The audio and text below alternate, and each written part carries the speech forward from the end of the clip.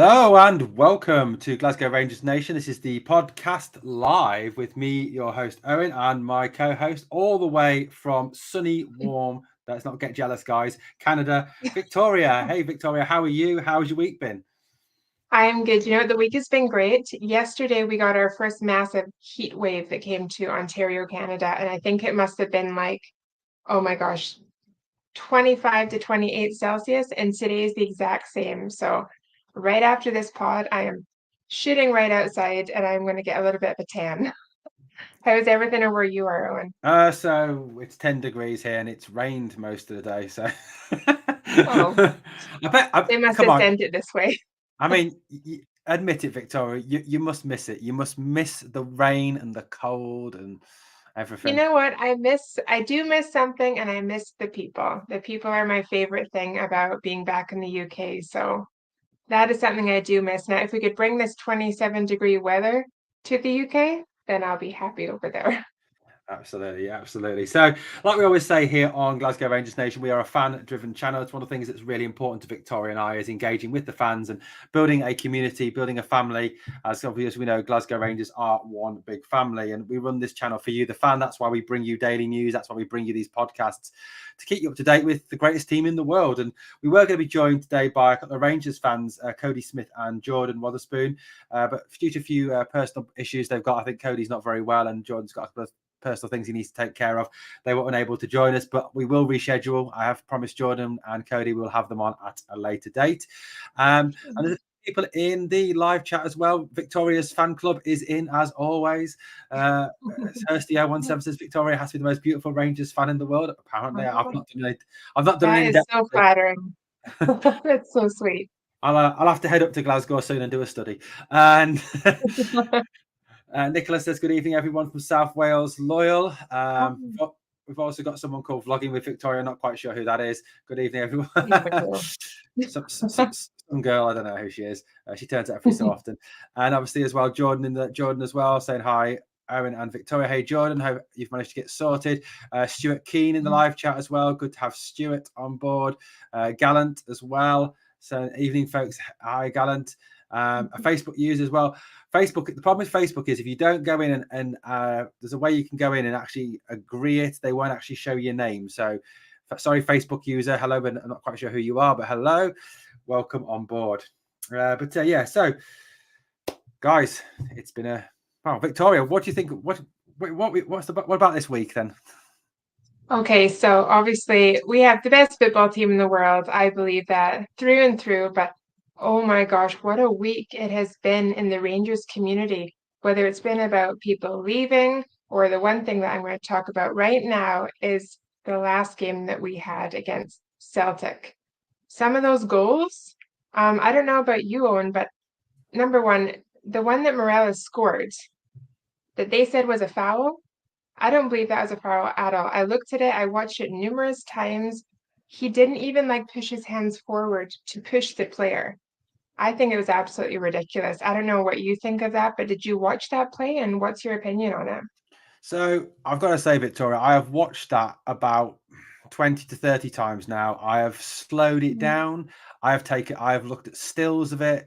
And for the life of me, I cannot see how that goal was disallowed. I genuinely cannot. Now, Mm-hmm. a couple of things for me. Number one is if you actually watch, you watch it, the lad Johnson, whatever his name is, I'm not quite can't remember the guy's name, gets hold of Morelos' shirt. And if you look, Morelos' shirt is virtually yanked all the way round. Yeah, Now, Alfie does push back, but Alfie is trying to get away from the fact he's having his shirt pulled. So it's six of one, half a dozen of exactly. the other. Now, one of the most telling things for me was I was watching a guy called Dermot Gallagher, who's an ex-English Premier League ref. He's also a Celtic fan as well. And he was talking about that decision. And he said Celtic got very, very lucky. He says both players were grappling. He says in that circumstance, as a referee, you leave it and you let the play carry on. And whatever the outcome of the play is, that's what you give. So for a referee, I mean, Dermot Gallagher, from someone who's watched a lot of English football down here in England, Gallagher was a fantastic ref. He was I'm not just saying that for what he said. He was a fab ref. And for him to say that, and the fact he's a Celtic fan as well, Mhm. honestly, Victoria, I cannot see why that was not given. What about you, Victoria? Yeah, no, I definitely agree with you. I don't see why it wasn't given either. I don't know if there's any comments that people want to make in the sidelines over here in our comment section, but I definitely think it should have been a goal that was allowed. I watched an interview back that Tab actually did, and he said the same thing, that he thinks it should have been 100% allowed. And an interesting fact that Tab also brought up that I heard was that I believe I wrote it down so I didn't forget. The second goal that Celtic had, he said was a handball. So I don't I've know if heard you've that. seen that play or anything like that. I didn't get a chance to catch it, but he obviously thinks it's a handball. And to me, what I don't understand is, even though we do have VAR, why isn't VAR catching certain little things that obviously are making huge differences in the point system? Do you know what I mean, Owen? Yeah, absolutely, absolutely. Yeah. So a few people, yeah, just before I answer that, a few people in the live chat have just coming. James Max says, "Hi guys, great content. Thank you, James, for that." Hi, James. Alexander says, "Hello, Owen and Victoria." Gallant Pioneer, who is a big fan of the channel, I know that, says Johnson didn't go down because of the push. He goes down trying to get ahead on the ball, which is true. He says Johnson mistimes the flight of the ball and lost the tussle with Morelos. He says Johnson got away with a lot against us, constantly pulling players' shirts, and they were going unpunished. Yeah, I 100% agree with you, Victoria. There was a lot that was missed that should have been picked up. Yes, Yeah, I think it was the Jota goal, where it hits Jota's hand, and the referee allows the play to go on and allows him to score. Yes, that goal was largely the fault of Suter and McGregor, but yeah, hmm, there was lots of little things, and it wasn't just that. It was the fact. I mean, I don't know whether you saw Callum McGregor as well. He got away with yeah, absolute murder. He shouldn't have been. He should have been sent off. He was constantly fouling. He was yeah, swearing at players. He even used the C word at one of our players in their faces, trying to wind them up. I mean, how he yeah. managed to stay on the field, I do not know. And I don't know whether you noticed, but there was an incident before. I think it was before Carter Vickers actually got booked for that challenge on Morelos. Carter Vickers fouls. I think it was Cantwell or Tillman, and you can see McGregor go over to the referee, point to the scoreboard, and you can, if you read his lips, he says, "No, ref, it's too early to book him," and the ref doesn't book him. It just beggars belief. It really does. Interesting. Beggar Yeah, belief. that's certainly something. I see there's lots of comments coming up here. Let's answer some of these. Yeah, so True Blues Loyal says, guys, VAR corrupt. Yeah, so there is issues with VAR for definite. Yeah, there Uh, definitely is, 100%. Gallant Pioneer says, personally, I think we're clutching a bit, claiming the handball on that one. I suppose ball to hand. Mm, I think McGregor was getting irritated because we weren't allowing him his usual space. Callum McGregor, obviously. yeah, McGregor fouled on Cantwell when he broke out from midfield. This is what we're saying. Callum McGregor was repeatedly fouling and got away with it on numerous occasions. Yet Cantwell commits one foul and goes straight into the ref's book. I think in terms of VAR, the problem with VAR in Scotland is that there's VAR that is in Scotland is the cheapest, nastiest, most horrible VAR. It's not. It hasn't got the multiple camera angles they have in England or in Spain or Italy or in mm, it has, or they use in Europe. It hasn't got those different camera angles. And I think the problem as well is the officials that are using the VAR, I don't think are up to the job. I think I can't remember who it was now. I was listening. I think it was Rangers Review during the week, and they were talking about the fact that they should have VAR specialist referees, and I think that's right. You've got to. It's a yeah, different set of skills mm, because you've got to say, right, give me camera one, give me camera two, camera three, slow that down, camera four, right, yeah, okay. And I think there is yeah, that mm, issue over that, but I think there's something's got to be done with this. And I'm not just saying this about Clancy, because this happens every week in Rangers games, in Celtic games, in Aberdeen games. The standard of refereeing in Scotland is awful, absolutely oh awful. yeah. Yeah, we all know that one, I think. I think everyone would agree with that one. And no, I think you're 100% right. When it comes to doing a job of VAR, you should be specially trained to do that job, because it's like saying, yes, we have a ref and we have the decision that's being made there, but then we have to up it. And that's when it goes to the whole VAR thing, to actually look into those nitty-gritty little things that will make a difference in a play. Just like you'll know, Owen, when they do it in American football, slow it right down and really figure out those nitty-gritty details, right? Absolutely. I think one of the most telling factors for me, I mean, even taking it away from the NFL is incredible for the number of camera angles. They have sky Oh cams and yeah. ground cams and everything. But Yeah. keeping it sort of British based, I mean, look at rugby union. I know it's a different type of sport, but Yeah.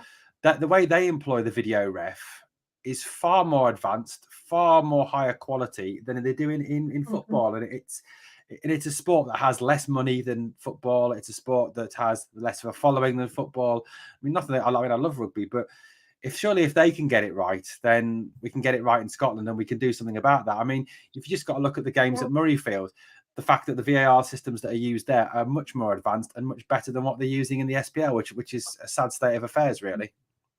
Yeah, 100%. And also, I don't know if you know this, but I'm sure you do, and I'm sure everyone does. Tav getting 100 goals.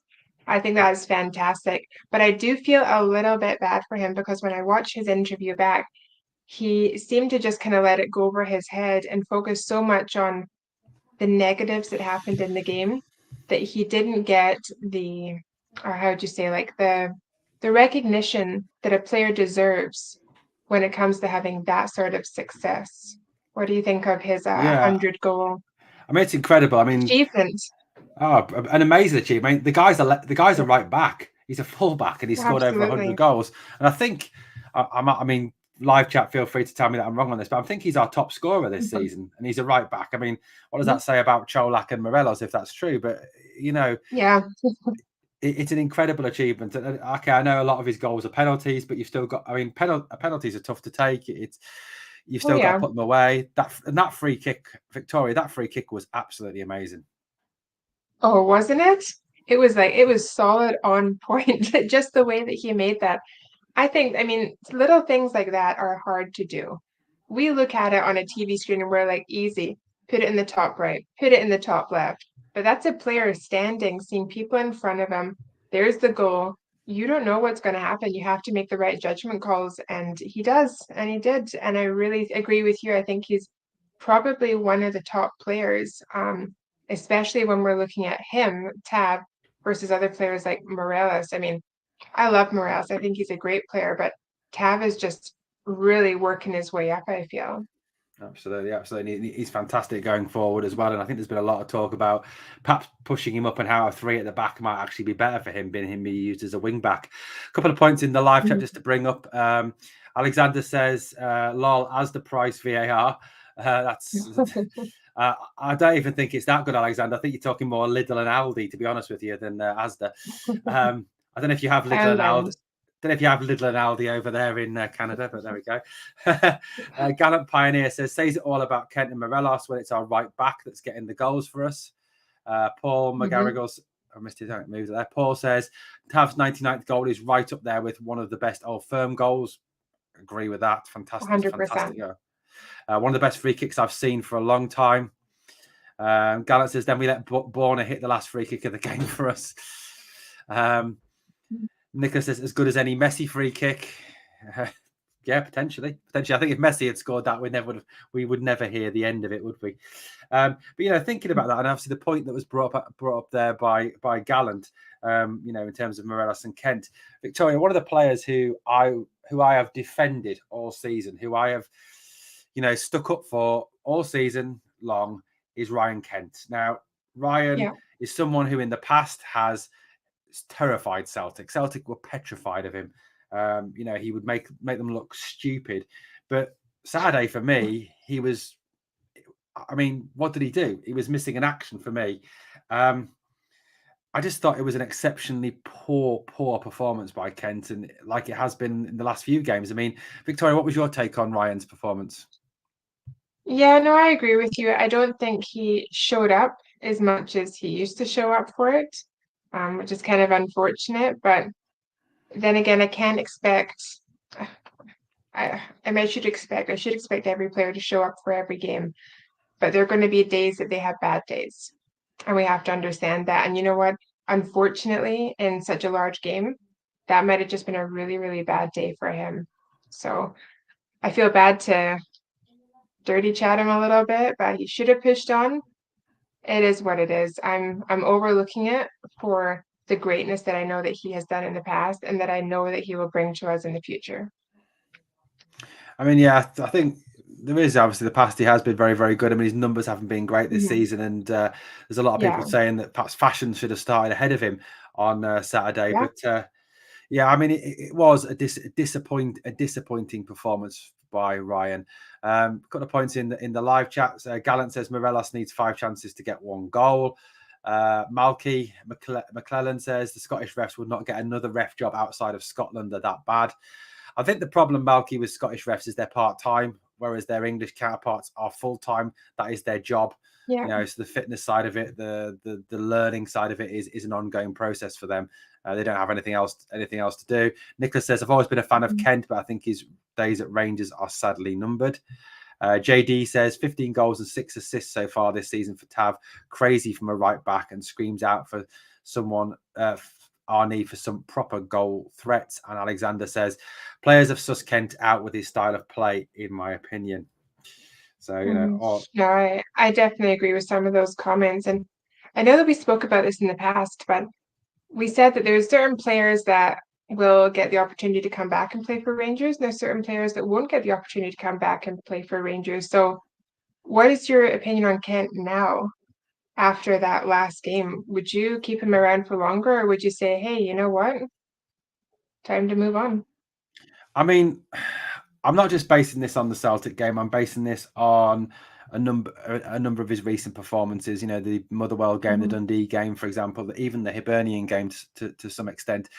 I think for both parties, it's probably better now for him to get a fresh start, a new start, and for us to find someone else to play there. I think we've got a couple of players who can come in, you know, to take over from him. I think it's really important for me now that we see in the league use some of those players to see what we've got. I mean, Fashion Sakala, I think, can come in and be a replacement for him. Yeah. I think the other one as well, and this will make you really happy, Victoria, but I think Yanis Hadji can replace him as well. I think I'm not just saying this to make you happy, but no. So just to keep Mrs. Hadji over there in Canada happy, I think Yanis Hadji can come in and do a job.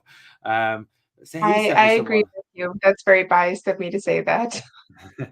But no, I think it's time. I think it's probably better for him and better for us that Ryan moves on and gets a fresh start and we find someone else. I mean, what's your take on Kent, Victoria?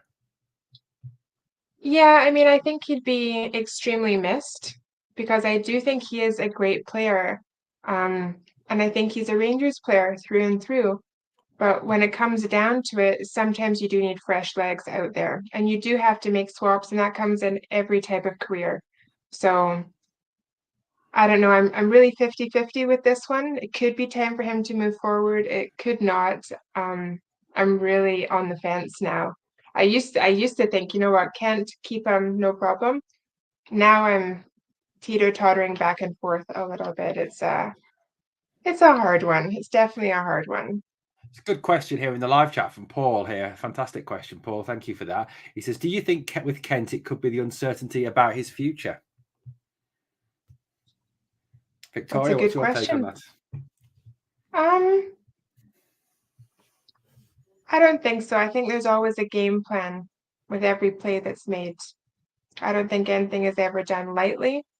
And no matter what, I think he's going to have a great future wherever he goes. What do you think, Owen? Yeah, I mean, the thing is, you'd say about that, you know, it could be, I suppose, playing on his mind, but you'd think when a player's coming up for a contract renewal or he's trying to even get a move away from the club, that'd be the time to really show off what you've got and to really try and impress, to get the big money, to get the deal that you want. So I think that's probably more so. I just think that people have sussed him out now. I think you can stay somewhere for too long, can't you? You go stale if you stay in a certain place for too long. And the days I think of players staying at one team for all their career is gone now. With the way football's gone now. Gallant Pioneer says Scott Wright has a better goals to minutes ratio than Kent. God, must be bad if Scott Wright has it. Paul McGarrigle says Hadji could, but he needs a full preseason. He played in a bounce game against Chelsea and was so slow. Yes, I think he's slowly getting back into it.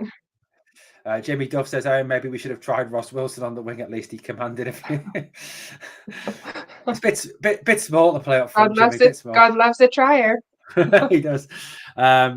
Gallant says he's never. Gallant, I think Gallant and Victoria might fall out over that comment. That's okay. More Hadji for me. So Marky McClellan says, I agree they should be full-time, but it suits the SFA to have them part-time. Wonder why. So look, Nicholas says comment. Kent has improved under Beale. I suppose that, so yeah, there has been that. I suppose Beale, I mean, he came when Gerrard was there on a permanent basis. Beale was one of his coaches. Could be a possibility that would continue. Paul says Tav's been there for 8 years. JD says, when Kent's on his game, like during 55, there's nobody better in the league, but he hasn't really been on his game for a while now. His goal contribution this season has been subpar.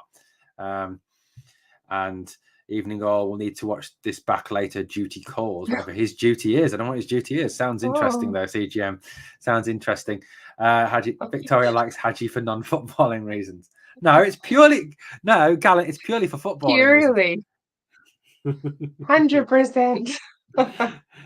Oh, that's so funny. Now, I did... Go ahead. What are you going to say, Owen? Yeah, sorry. No, you go, Victoria. I was going to start bringing up the interesting fact about Ross Wilson moving on. Usually I don't talk about specific things that involve that, but it's obviously something major that's happened in the club. Now, do you think that with Ross moving on, do you think that will help the club, or do you think that will hurt the club a little bit? Do you feel like he's needed in that one? You know what? I've never... Look, I'm quite old now, Victoria. I am quite old now. And in all my years following football, like I said, I've been a Rangers fan since I was 9 years old, since I discovered Rangers when I was 9, when I really got into football in 87. Yes, I am that old, guys. But I've never seen a fan base so over the moon and ecstatic about a director of football leaving a club. I mean, I was out walking the dog last night when the news broke, and on Twitter, and I was scrolling through Twitter, and the I can't remember, was it Gallant Few or maybe Rabble, or might have been Heart and Hand, retweeted Nottingham Forest's statement, and I was reading some of the comments that Rangers fans had written. Virtually every comment was, bar about 2, was from Rangers fans, saying thank you so much, Nottingham Forest, wish you all the best, Nottingham, you're going to need it, etc., etc. But he certainly seems to be someone who wasn't liked, wasn't trusted, by the fans. And I did a video this morning looking at, his signings, and, 28 signings, and you can say that 14 out of that. And I know that Gerrard and Bronkhorst and Beale have all had an input on the signings. I get that. But there are some of those signings that are unashamedly Ross Wilson signings, like the Aaron Ramsey deal. I very much doubt that Gio had anything to do with the Ramsey deal. But if you look at the 28 signings over his tenure as sporting director, 14 of them have failed quite spectacularly at Rangers. I mean, that's a 50% failure rate. That's pretty poor for a sporting director. So I do feel that it's, given the fact that we are going to go into an absolutely huge summer for Rangers, with massive change for Rangers for the better, hopefully, it's going to give someone a real opportunity to come in and work with Michael Beale to really put their stamp on this, and to prove that they are the right person for the job. Am I happy to see Wilson's gone? On reflection, yes, because it's probably better for the club at this stage of where, of our journey and where we are. Obviously, a big appointment coming up, though. Victoria, what's your take on it? Well, my take on it. It's hard to say that you're happy to see someone go when you have to realize that there's also a human aspect that was someone's job. So I always take it with a little bit of a grain of salt, and he contributed some certain things to the club that were great, and some certain things to the club that perhaps weren't as great. But I did see what you've seen online, and it seemed like there was a lot of backlash. And also support saying that they're glad that he's gone, that they're ready to see someone else come and move in. And all I can think about is Rangers know what they're doing in this circumstance. And there's going to be hopefully someone that comes into that job that will be able to bring in some great players and really do know what they're doing, and it'll be onwards and upwards for them. Absolutely. And that's all I have to say about that one. Yeah, I mean, absolutely. It's going to be, it's a massive, massive appointment for the club this summer now, and I really hope that that John Bennett, who's the new Rangers chairman, is now today, has already started the selection process and is already making phone calls, because at the end of the day, this is something that's got to be done now because we need to get these players in ASAP. Yeah. We need them to have them ready for the start of the season, start of pre-season, never mind the season. I mean, because one thing that, I mean, whatever you think of Ange Postecoglou across the city, one of the things he's done well is he's identified his players early. He's got his players in early and he's built his team early. So they hit the ground running when the season starts and they're not playing catch up. And that's something I think we've got to do as a club as well and take from our nearest and dearest from across the city. And it is going to be a massive appointment. And I've seen a number of names linked with the club. I mean, obviously, some people are saying that John Park, who is our chief scout, who used to be Celtic's chief scout, is one of the top names that's been linked with the job. But some people say he wouldn't want the administrative responsibility of it. Davy Weir, ex-Rangers player. Christian Nerlinger, ex-Rangers player. A guy called Paul Mitchell, who's currently the sporting director at Monaco. Another guy whose first name escapes me, but his last name is Edwards, ex-Liverpool sporting director. So there's a number of names out there, definitely, who could come in and perhaps do the job. Let's a quick look at the live chat before we carry on. Alexander says, I'm sure I heard Beal has already put in a list of players he wants this summer. Yes, you're right, Alexander. He did say he put 5 names forward. JD says, for all Wilson's poor transfers and love of injury-prone players, he somehow got 20 million from Ajax for like 8 months of solid Bassi display. I suppose, there are positives to everybody's job, isn't there? The good, the bad, the ugly sums up Wilson's time at Rangers. Gallant says, the irony is, though, he's actually been headhunted by a Premiership club. Let's go. My Ball says, I'm so worried about our lack of finances. How can we compete against Celtic, who are going to get millions from Champions League participation? Celtic sold that GG and Juranovic and have literally been unaffected while we're keeping the same players year on end. For director of football, Paul Mitchell wants to move back to Britain from France. He was already interviewed before. He's a guy who has been at Spurs, RB Leipzig, who run the trading model that Rangers want to use, and Monaco, who also run the trading model that Rangers want to use. He would be a good appointment. Heard Christian Nerlinger's name. Yes, that's another name that's definitely been bandied about. But yeah, definitely a massive, huge summer coming up for Rangers, and so many decisions to make still, isn't there, on players and player personnel and who stays and who goes, isn't there, Victoria? Yeah, there is. I feel like Malik Tillman has been somebody that a lot of people have spoken about. What do you think on him? What's your idea with Malik Tillman? It's a difficult one, isn't it, with Tillman? I mean, there's arguments for, there's arguments against. I mean, he's obviously a very talented kid. I mean, and that's what we've got to remember. He is still a kid. He's 20 years old. He's still learning the game. And if you're arguing for Tillman, you say, he's 20 years old. This is his first season ever in professional football. He's come from Bayern Munich, which is a very different environment to Rangers. Oh yeah, where you're surrounded by players who cost multi-million pound, even in their youth team and their second team. They've got a massive budget. And do you think he's worth that? The problem is, I think that he hasn't done it in the big games yet, and that's what people are saying about him. That he hasn't done it against Celtic, he hasn't done it in Europe. But I suppose, like I said, the counter argument is this is his first ever season in professional football, and you've got to balance that up with it. And it's taken some great players of the past, hasn't it? Time to Rangers football and to Old Firm football. There's nothing quite like Old Firm football, is there? I mean, it's just on another level to anything else in Europe. And I heard a great take by one ex-professional who said that, it's all very well and good finding these players who've got excellent statistics in the Premiership or in Bundesliga, but doesn't necessarily mean they can cut it in the Old Firm because it's a million miles an hour. It's something quite different. What about you, Victoria? How do you feel about Tillman? I mean, I quite like him. I would give him a chance. I think he has a lot to prove. But like you said, like when you go into a game like the Old Firm, you are 100 miles a minute. You have to be in it. That game is not for the faint of heart. And we know that ourselves as fans watching that. But I think give him a little bit of time and he'll really try to prove himself to us and he'll do a great job. I think he's a fantastic player. He just needs to be maybe just given that little bit more of a push. Yeah, and he's got 2 more opportunities to prove himself. You know, the game at Ibrox, Exactly. whenever that is. Obviously, the split comes after the next 2 games, and then obviously you've got the semi-final at the end of April, which is the big one. My ball says in the live chat, it's easy to say get rid of a truckload of players, but who are we going to replace them with? Such worrying times need to be patient. When we haven't got a bottomless pit of money at the club, have we? That's the thing.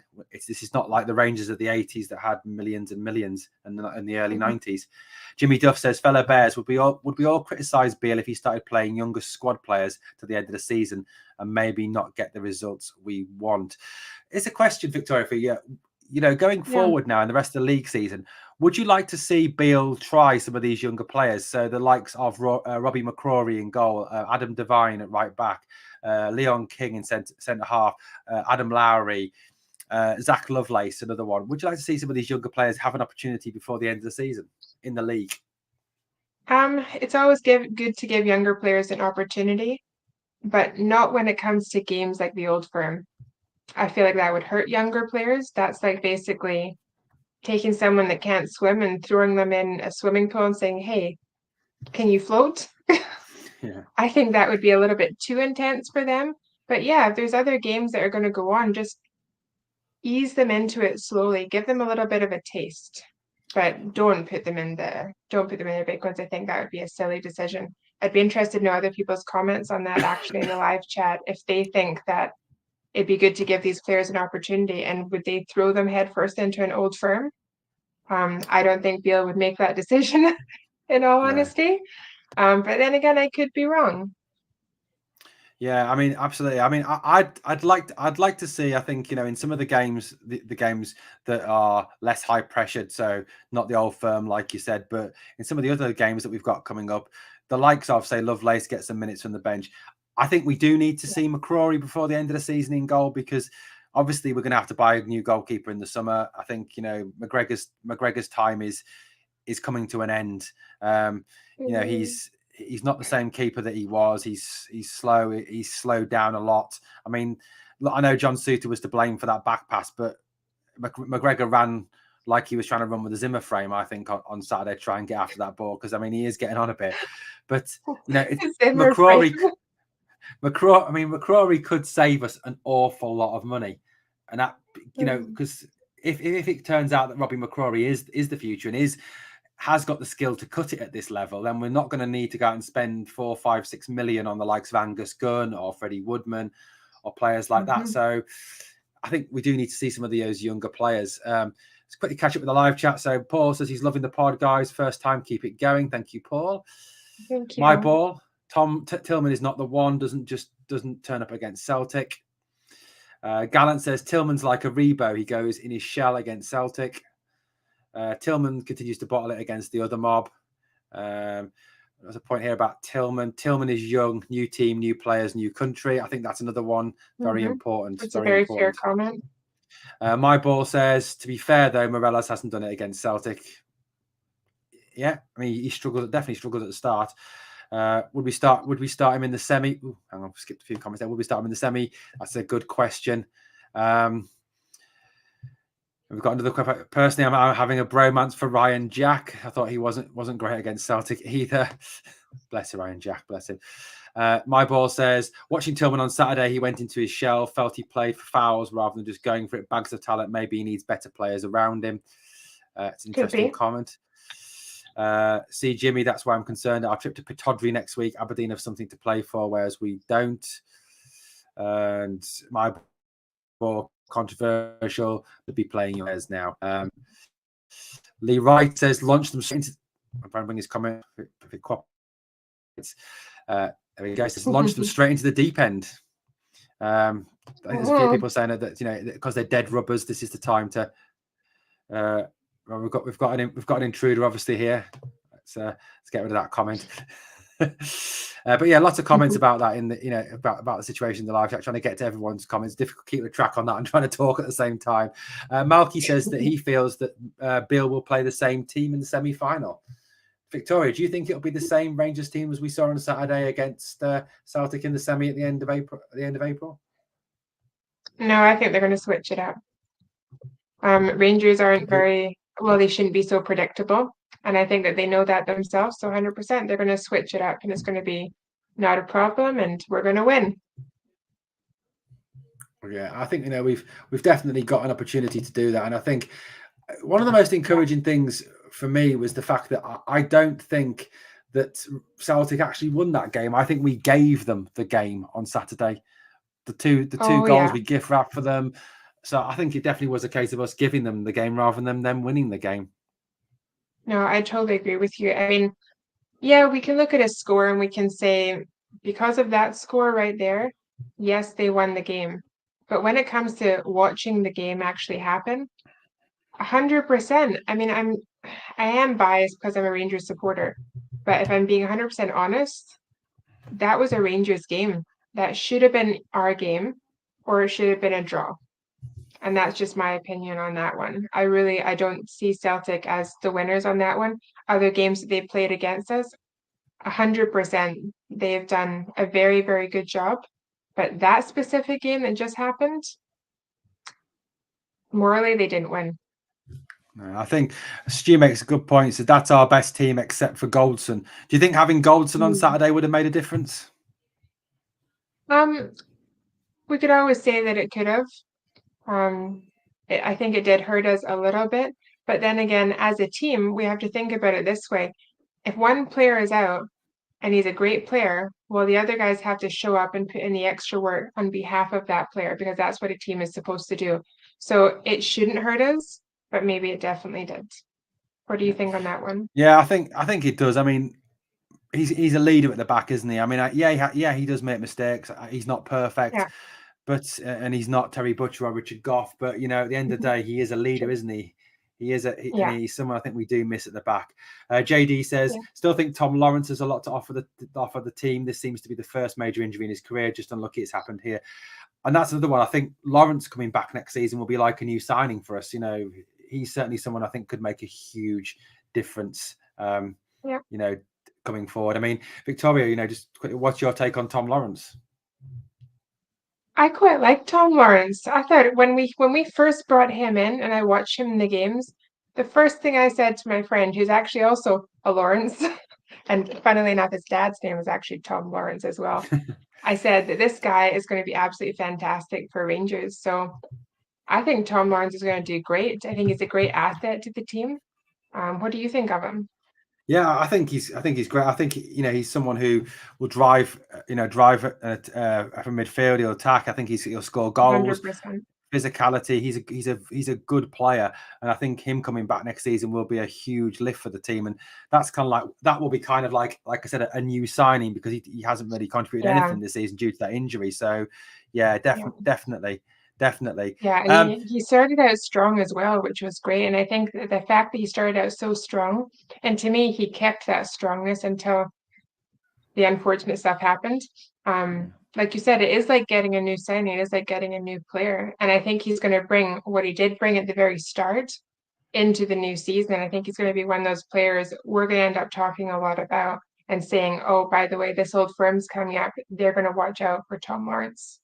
Absolutely. I think there's a core there already of a good team for next season with the likes of Tillman. I think if he's still here, Jack, Cantwell, Rask. I mean, we haven't even talked about Nicholas Raskin, who I thought was brilliant on Saturday. I thought Raskin Yeah. had apparently. Did you hear that when Raskin emptied his pockets in the changing room, his mobile phone, his car keys, and Callum McGregor fell out of them? I heard something like that. I definitely heard something like that. But no, he was so fantastic. He is a great player in general. I want to read this comment that's coming up about Tom Lawrence that was right there. It says, Can't wait, by Oh, this one here. Nicholas Moore. Yeah. Can't wait for big Tom Lawrence to come back for Rangers and work his Welsh magic. 100%. He is someone I'm really, really excited about as well, Nicholas. And a quality player. And let's face it, if he's got Welsh in him, he's got to be a good player. I am part Welsh. My great grandfather was Welsh. So yeah, it is a great country. He must be good. Yeah, it must be good. Paul McGarrigle says next season in midfield could be Raskin, Lawrence, and Cantwell. That'll be a scary midfield. And Gallant says, I want Raskin to be all over McGregor in the semi. I think he will be. Mm-hmm. And Raskin, been drawing Barry Ferguson comparisons this week as well, which is a good player for him to be compared to in a Rangers shirt. Anyway, let's start to pull this podcast together.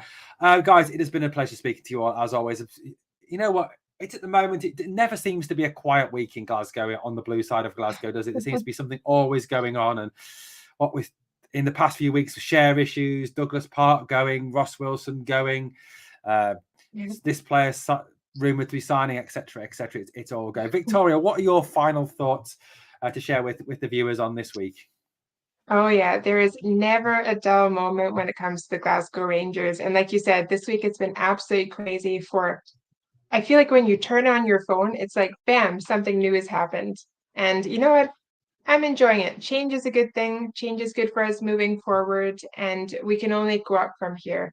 We are the best team in the whole of Glasgow, and I think we're going to do fantastic in this up and coming season, and especially in these next couple of games in the Old Firm. I think the team is really going to show up if they just push just that little bit further than they did in the previous Old Firm game. So I'm excited about it. I'm really looking forward to watching it.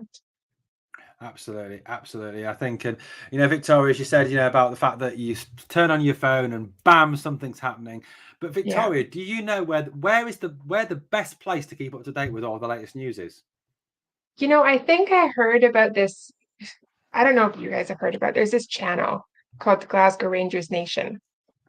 And they post it up right away. They know what's going on. So, I mean, I'm going to subscribe. If you guys want to subscribe, feel free to. But I heard they have two hosts that really appreciate the people that are making the comments. And that's where I'd go to find my my Glasgow Rangers information, other than directly from the source Rangers themselves. I mean, not at all cheesy there, guys, at all from both of us there. I mean, get out your best stills, and that was cheesy. But yeah, Victoria's right. We do try to keep on top of all the latest news. I'm constantly on my phone. I've constantly got my phone in my hand looking through Twitter. We are on Twitter, as it says on the bottom of there, at GRN1872 on Twitter. If you haven't followed us, please do. Glasgow Rangers Nation on Instagram if you're on Insta. If you're on Facebook, guys, we have a group, Glasgow Rangers Nation Official. Please remember the official. Ask to join. Either myself or Victoria will approve you. Email us, glasgowrangersnation@gmail.com. And you can buy the pod a coffee at www.buymeacoffee.com/UK Penguins Tea. There is a very weird story about that email address. I will let you know some other time. But anyway, guys, it's been an absolute pleasure speaking to you. Obviously, St Mirren coming up on Saturday, so obviously lots to look forward to. Then Aberdeen away the next week before the big one, the semi-final. And obviously, Glasgow Rangers Nation will have all your build-up, all your content in the build-up to all those games, but especially to that Old Firm semi-final at Hampden Park. Definitely one to look out for. Guys, thank you so much for watching the podcast. Thank you so much for all your comments, all your involvement. It's what makes this worthwhile. It's why we do it. Like we say in the opening credits, we are a fan-driven channel bringing you your team every single day. Thank you so much, guys. We'll be back to speak to you again really soon here on Glasgow Rangers Nation. Good night and all the best. Victoria, you want to say good night to the guys? Good night, everybody. Thank you so much for tuning in. I really appreciate it. And I look forward to seeing you guys next time with more Rangers information.